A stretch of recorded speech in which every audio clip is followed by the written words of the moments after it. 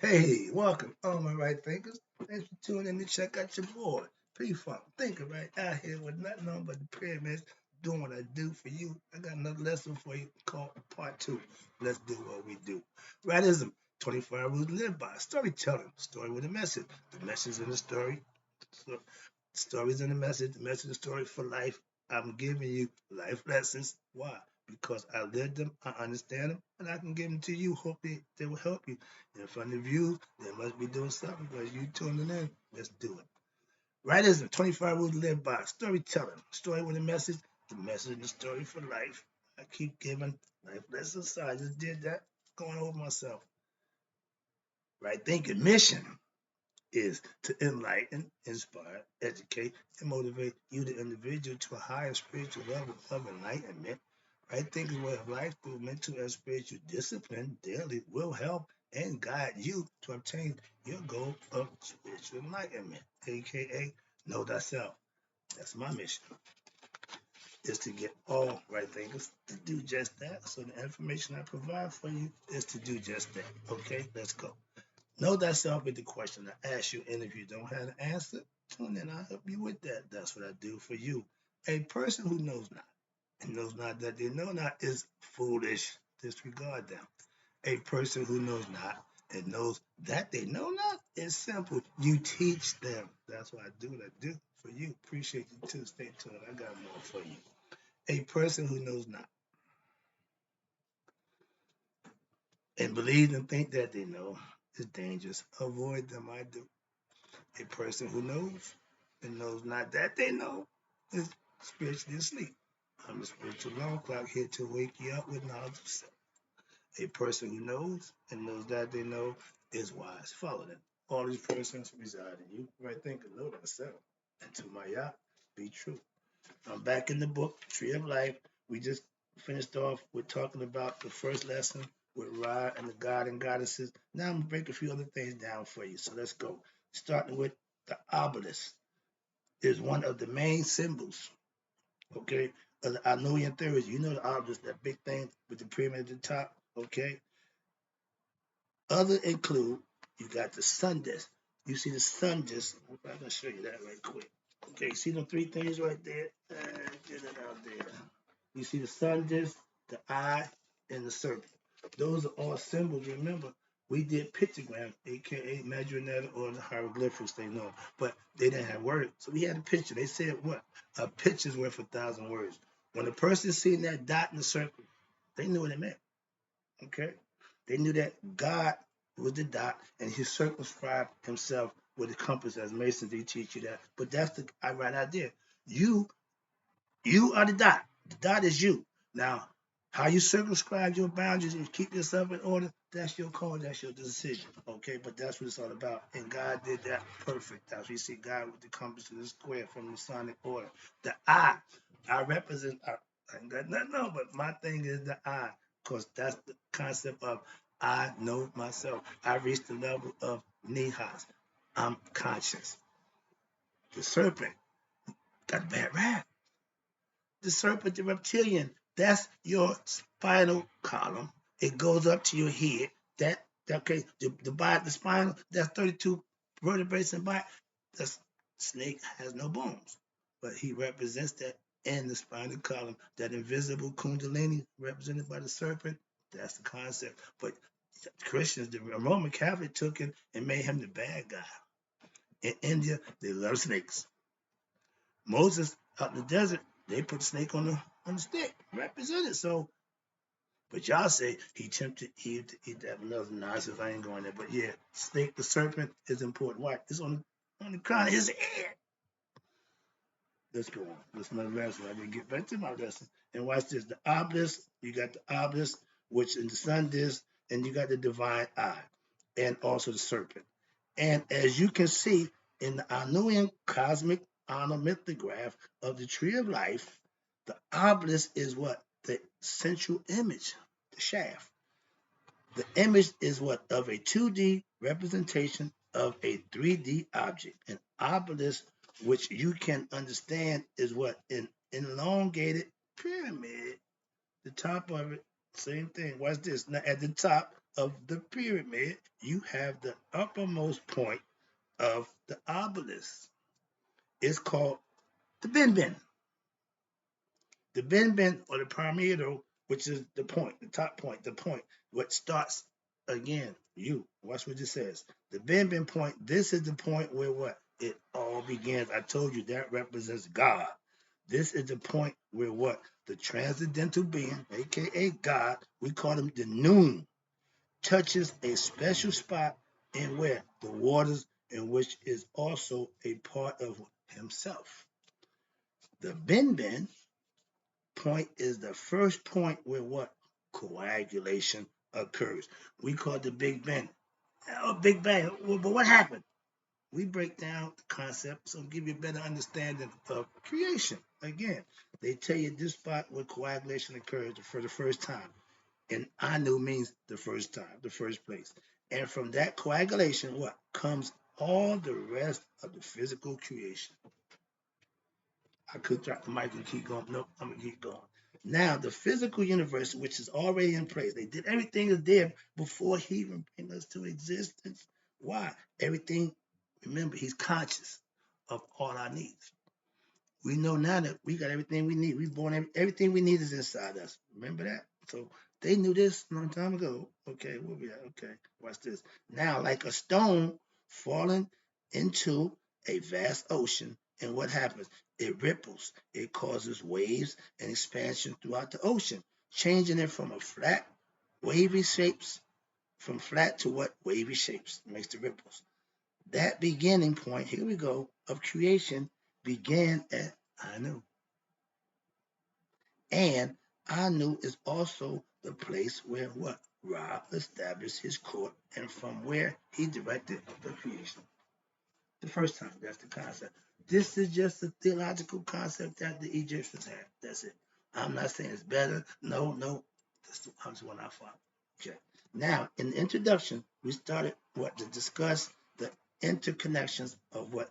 All the divinities, which are to be understood as what? Pathways, if you will, to understand the spiritual journey. Remember, psycho spiritual, mental, and spiritual journey expressed in the psycho spiritual cosmic forces which are in you. You possess them. Luke, use the force.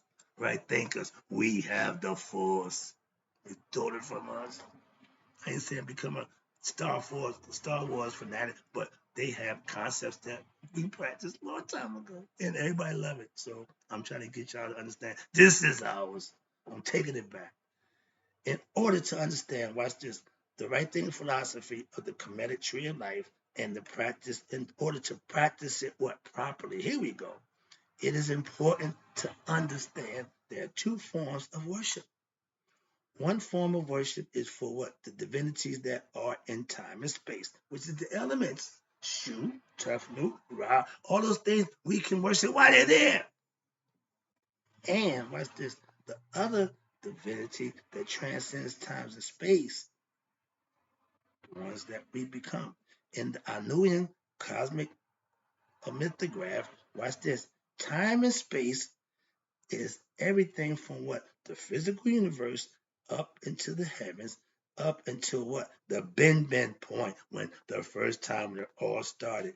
Everything at all levels of creation, the netherworld. Here we go. The physical world, and then you got the transcendental world, aka the Tuat. We spelled it with the D-U-A-T. Remember the D sound in Egypt was the T sound. So it's the Tuat, but when you read it, you're going to say Duat. So we're going to call it the Duat for now. Everybody understand. But the D sound changed with China. We changed the T to a D. They changed their T to a D. So we changed our D to a excuse me, flip flop. Yeah. So when you see D-U-A-T, it's pronounced Tua. Okay. Moving on. These are still what? In the realm of time and space. So we have what? Three, the Trinity, aspects of creation also.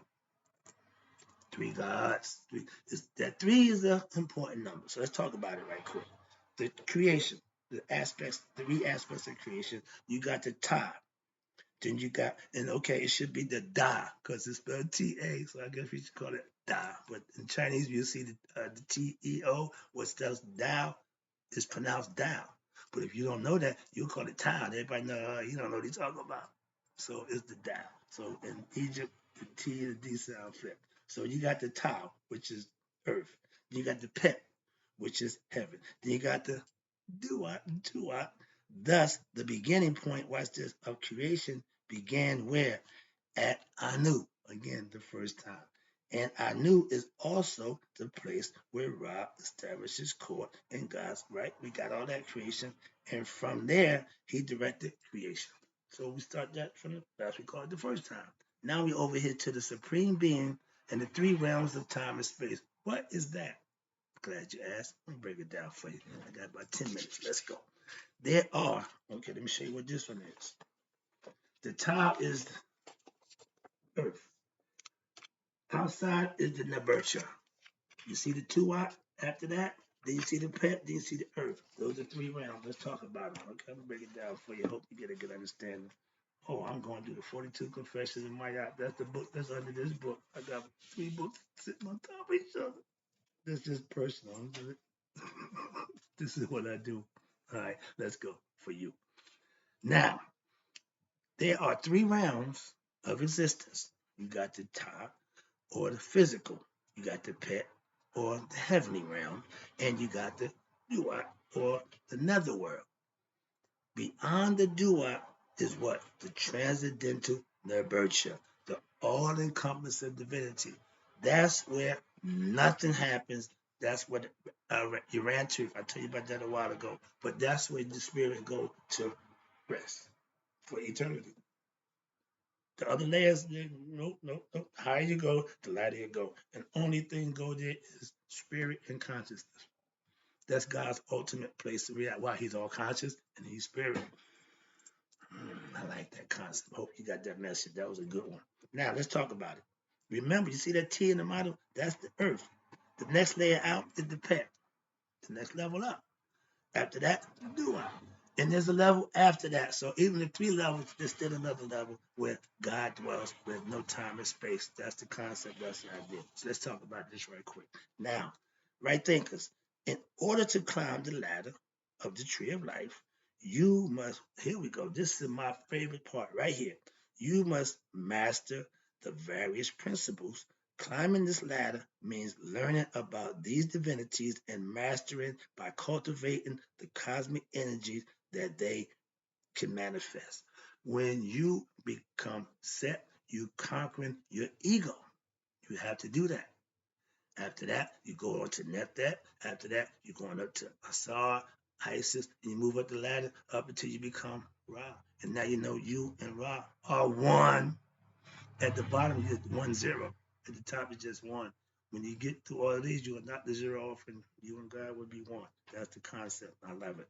Now, in order to what? Master those principles and levels of existence, what? They preside over within yourself. This is the definition of knowing thyself. Perfect the concepts of your character, your personality, where you are in total control of you. Your actions, your emotions, your thoughts, everything is ran by you. Who run you?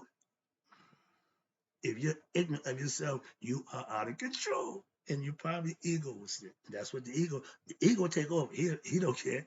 You ain't got no license. I don't care. You don't need a license. He gonna drive. That means he gonna take control regardless. He don't know nothing. So you need to control him and put him to work for you. He's a good worker, bad leader. Okay. If you do not, and listen, if you do not master the principles, starting with the ego, the opposite, the egoistic force of the principles will what? Master you. I just try to get a breakdown. This is what I'm trying to explain to you. I love this, but this is what I know. I learned this. I lived this, so I can teach this. I don't need the book to do that, but I like to use their words to show you, yeah, this is where I got it from. I didn't just make it up. All of a sudden, no, I learned this, and I put it to use. I mastered it. That's how I know thyself from study and using, implementing in my life, and that's why I'm here, what I'm doing now. And watch this. It will, if you don't control your ego, it will kill you. Listen, It will lead you into what? Worldly existence, into what? Degenerative existence, meaning you're going to do bad things. Smoking, drinking, sex, all that stuff kills you. It's going to shorten your lifespan. I gave a lesson about semen retention. That's a big thing now. Abstinence. Here's the word, young people. Stop right here for a second. Abstinence. If you are 10 years old, you should know what that word means. But I bet you know what menage a trois means. All the sexual stuff that you personally learn later in life. Y'all getting that education now because it's there. Abstinence meaning control of one's sexual desires at a young age. I haven't heard that word used in years. But young people, it's a little thing called abstinence. Preserve yourself, save yourself. Young girls, at one time, that was the way to go. I'm saving myself for my man. What if I give it to her? I'm gonna get married. Nevertheless, I ain't going there. I gotta put that on my thing to do because that's getting out of control. But let's talk about degenerative existence when the ego is in control. It is also important to please understand that this realm of time and space is a realm of what? Generation. Male and female get together, we populate, we're gonna generate. That's what we're here for. The concept. When man realized he can just have sex and he got man, we went buck wild. But guess what? That sperm gives life to the female. If you go in there with no protection, that's you run the risk of making more lives. I'm not saying don't have fun. It's good, yeah, but you ain't got to create life every time you have fun. Moving on. While the realm, yeah, I got my time running. I'm about this page up. Now, while the realm that transcends time and space, here you go. The realm of the noon, or what we call the primeval waters, also called Nunu, is what? Formless, nameless, and undifferentiated potentiality of anything. We call it chaos. That's why he put Maya in place to stop the chaos. Now, it's also called the realm of, here you go, Urantia. Yanrutef. Now, Urantia is what? Described in the in Heru, watch this, Book of the Dead or coming forth by day, as the place where what? Nothing grows, meaning where nothing is what? Generated, where nothing is changed, nothing is desired, nothing is wanted, nothing is created, nothing is missing. Sound like heaven on it. Y'all have a modern time. We had this ancient time. That whole concept was right here. Ain't nothing new. Oh, you go to heaven. All your worries is gone. Yeah, I got a buddy. I'm going to funeral tomorrow morning. I got a cousin. I'm thinking, well, he's in a better place now because he was in the physical body. He was suffering. He had a few things going on, health. So now we think that when he going, it's a better place. No more worries. That didn't start with Christianity. It's an ancient concept. And it works. Why? Because it motivates, inspires, and keep you going with a concept that you can live with. Just believing this person was no, that ain't gonna get it done. But moving on. But yeah. Oh yeah, nah. Okay, well that's nothing. In reality, everything that we talk about is that place. Okay, they already know about it, so we didn't make it up. We didn't create it. Somebody else had already put it out there. Now, even though they may not realize it, watch this. This is the level of consciousness of divine experience of fulfillment and contentment that all human beings are what? Trying to reach through all your religions of the world and the actions in your daily life is all geared to get you to that place. We all want to get there. Some of us don't care. Some of us don't believe it. That's fine. That's your choice. However, most people what end up searching for fulfillment in the world of time and space, looking for everything in all the wrong places. And watch this. This searching can manifest as looking for a spouse, looking to have children, looking to have a nice car, that red Rolls Royce, looking to go to the mall to buy something. I'll never do that on Saturday afternoon again. Going to a party to be with others and to have fun together, etc. All these things that we think that's happiness. No, that's just momentary glimpses of happiness. Anything that ain't lasting forever won't make you happy forever. Watch this. Let me wrap this up. I see the clock. Now, in doing these things, people are really what? Trying to find completeness, fulfillment, and truth. Since the realm of time and space is what? Limited and changeable, here we go. There can never be a body contentment here in the physical world. Why? It's transit. It's going to wear out. It's going to run out. It's going to not last. It's not forever. Truth and spirit last forever. Maya represents that truth. Watch this though. Now the realm of time and space may be manifest reality, but it is what? Not an absolute truth. They knew that this is a passing phase. When we die, something's going to happen. It's another phase. We think, oh, it's going to no, because we're stuck on stupid, stuck thinking that this is it. They had better understanding. And even the Aborigines said that when you go to sleep, that's the real world, the spiritual world. You got no physical body. That's where you're going to end up going. A lot of times, whoever goes to sleep tonight and don't wake up, they stand in that place. So they said, oh, a lot of us went to sleep last night. Some of us didn't wake up. Yeah, that's true. Why? They going to wake up dead. So when they wake up, it's judgment time. What I know it's judgment time. What happened? No, pack your bags, and that's when karma comes by. Hey, this is yours. What was that? It's all your stuff, your life, right here. That's it. Put it on the scale. The vase of the heart that came to add. Consider everything you did is in there, and if don't weigh out against the feather of my eye, call Houston. You have a problem. So that's the concept. Let me wrap this up right quick. Hope you get the point. Now, when you live in this world, this is not the absolute. It's not abiding. Anything that is not abiding is only a what? A relative reality, and it's not the truth. This world we live in right now is not the truth. I got a little more to read. I'm trying to knock it down. Okay, so in the realm of generation, which we did right, the realm of time and space, which we live in, you can never find that abiding contentment. Understand this, because everything changes and nothing in this world is abiding. All you are going to find is something that is going to appease you, what? Temporarily, until what? Another desire arises. This is what the ego is. It only wants more and more and more. Then you are going to have to go to what? Pursuing that, and you will again can never happen. Why? The only way you will be truly happy and fulfilled is when you would attain, listen, transcendental consciousness, aka the new level.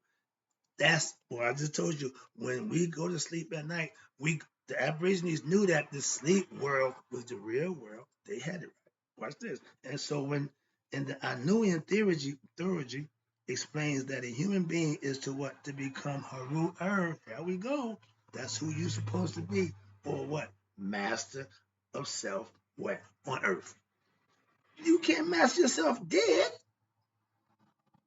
Haru is what? Is the lowermost divinity. Why he did last? Why? Let me tell you why. On the cosmic mythograph, but Haru watch this, represents what? The perfection. Oh, we human, we can't be perfected. Nope. You can be perfection what? Of enlightened consciousness, meaning knowing thyself. That's perfection. Knowing everything. No, I don't need to know everything. But if I know me, I know everything I need to know. So hence I know everything about me. Do you? He is what? Human and knowledgeable and able to what? In the physical creation, but he also knows who? Ra, aka himself, and the higher realms of existence. Even while living as a human being on earth, the grossest realm, which is here at the top, hell. This is at the bottom of the barrel. We got to can't go no further down. Understand that. And watch this. He is not the lowest level on the diagram of the Kemetic tree. Why? Because he is the lowest being He is the lowest being, lowest because what? He is the master of what?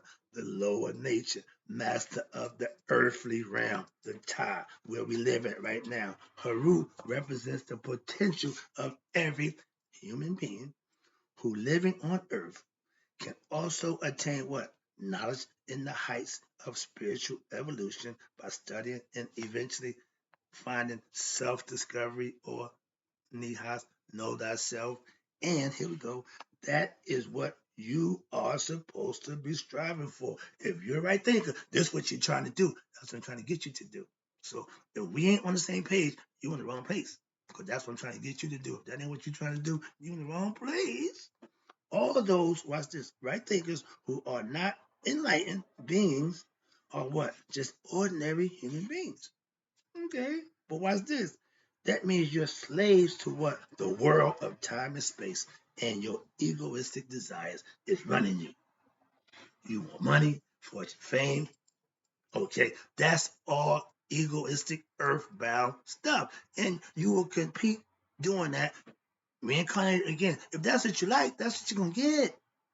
Which is symbolized by who? Haru, the child. What? Before he becomes Haru Earth. We're born Haru Earth. We have to reach that level by being born Haru first, becoming up, learning to get to be who we are. Wrapping up now. Haru Earth, from the perspective of human existence, is what? Is the goal of all spiritual right thinking aspirants. But how does Haru Earth come about? Could you ask? As we proceed further on our discussions, we will discuss about the different aspects. I did that for you too. Haru. Haru as the blind one, Haru as the child, Haru as the fighter, etc. Haru Bedet, that's the warrior who you supposed to fight set with. You become the conqueror when you do that. We will talk about the struggle that has to go on for what? Haru to be developed within you from Haru. Again, the holy war. Haru had to defeat ego Uncle Set. Haru symbolizes what? Spiritual, you right thinking, spiritual aspirants, the kind of aspiration that allows you to have the determination, that fight in you, and the fighting character to forge ahead despite the formidable obstacles in the way of attaining what? Higher consciousness, aka knowing thyself. And who's that for? That formidable for us in the way?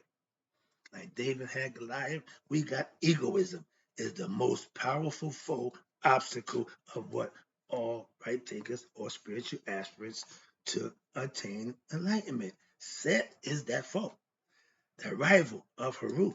Again, the holy war within you. And what does attaining enlightenment mean? From nuts to bolts aspects, it means that you must control your lower forces that are operating through you, that are generated through you, that are leading you what? Astray, if you allow it, that are controlling your life. And then you are to what? Come into the knowledge, right? Think philosophy of what? Your higher self and the transcendental aspect of you. And here, now after our brief recap, we can, with today's lecture, when I just gave you a lesson, in order to take your first steps in transforming yourself into Haru your Haru self, your master of the earthly self, you must what? Make the journey to what? Discover Ra. Where? Within yourself. But you have all of these layers between you and Ra. Remember, he at the bottom, Ra's up here. You got to go through all those to get to him. That's self-mastery. And that's what we call the psycho-spiritual journey. And how are you to begin the journey? How long will the journey last? And how will you know when you have reached the destination? Let us firstly discuss the purpose of what the Anunian or right thinking philosophy and the tree of life. Then you will also have insight into what the purpose of life and the proper course that life should be directed towards you knowing yourself. Hope you got the lesson. I know it took a little long, but you got it in. I appreciate you. I'm out.